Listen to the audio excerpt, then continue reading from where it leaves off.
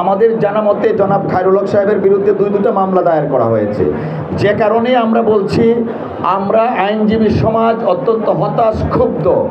আইন মন্ত্রণালয়, স্বরাষ্ট্র মন্ত্রণালয় তারা তাদের যথাযথ দায়িত্ব পালন করছেন না বিধায়ী খায়রুল হক এখনও আইনের আওতায় আসেননি, যে কারণে আজকে আমরা কর্মসূচি দিয়েছি এবং আরও কঠোর কর্মসূচি দেওয়া হবে তাকে যদি আইনের আওতায় না আনা হয়।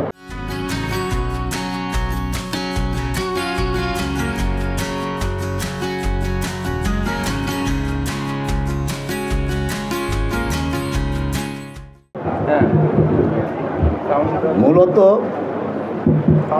আমরা বাংলাদেশ জাতীয়তাবাদী আইনজীবী ফোরামের পক্ষ থেকে আজকে এই সংবাদ সম্মেলনের আয়োজন করা হয়েছে। ইতিপূর্বে আমরা প্রোগ্রাম করেছি একই বিষয়ের উপরে।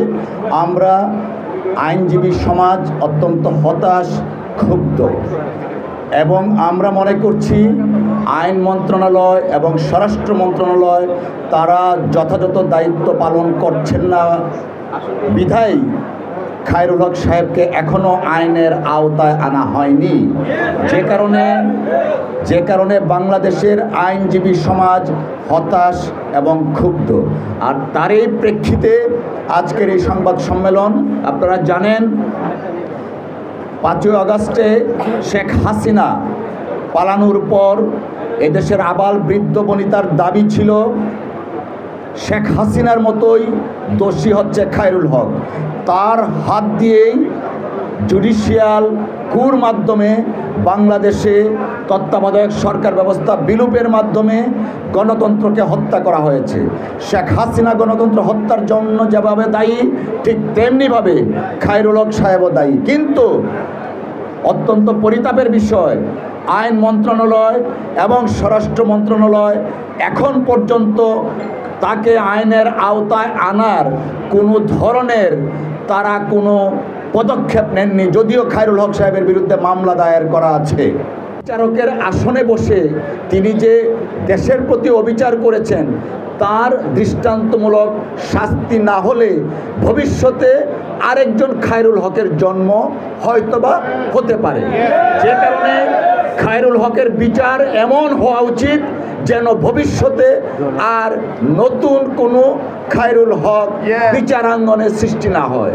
সেই লক্ষ্যে বাংলাদেশ জাতীয়তাবাদী আইনজীবী ফোরামের কেন্দ্রীয় কর্মসূচি হচ্ছে আগামী 29শে এপ্রিল সুপ্রিম কোর্ট, 29শে এপ্রিল বুধবার, মঙ্গলবার বাংলাদেশের সর্বোচ্চ আদালত সুপ্রিম কোর্ট সহ ঢাকা বার সহ সারা বাংলাদেশের প্রত্যেকটা আদালতে খায়রুল হককে আইনের আওতায় আনার লক্ষ্যে প্রতিবাদ এবং বিক্ষোভ কর্মসূচি গ্রহণ করা হয়েছে। আমরা প্রত্যাশা করছি আইন মন্ত্রণালয় এবং স্বরাষ্ট্র মন্ত্রণালয় অনতিবিলম্বে যথাযথ পদক্ষেপ নেবেন, অন্যথায় বাংলাদেশ জাতীয়তাবাদী আইনজীবী ফোরাম আইনজীবী সমাজকে সাথে নিয়ে আরও কঠোর কর্মসূচি প্রণয়ন করবে। আজকে উপস্থিত হওয়ার জন্য সকলকে আবার ধন্যবাদ জানিয়ে শেষ করছি। আল্লাহ হাফেজ। বাংলাদেশ জিন্দাবাদ।